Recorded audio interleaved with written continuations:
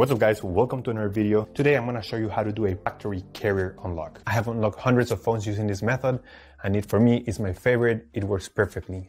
What a carrier unlock does, it allows you to use your phone with different providers. If you travel and if you want to switch SIM cards from a different company anywhere in the world, you just simply go ahead, you put your SIM card into your phone and your phone will work without any issues. So we're going to begin.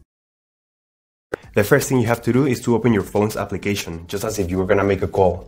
And then you have to get the phone's IMEI number. Alright, so to get the phone's IMEI number, we're going to dial *#06#. As you will see, your 15-digit number will appear in the screen of your phone. Now with this number in hand, we're going to go to the computer. We're going to use this website to request the unlock code to unlock this phone. So first you need to fill in the information about the phone you want to unlock in this form. Processing times may always vary, so be very patient. It may be very fast sometimes, but sometimes it may also take a little bit longer, so just keep that in mind. Okay, so after you have waited the estimated amount of time, you're gonna get an email, and I'm gonna show you how the email will look like.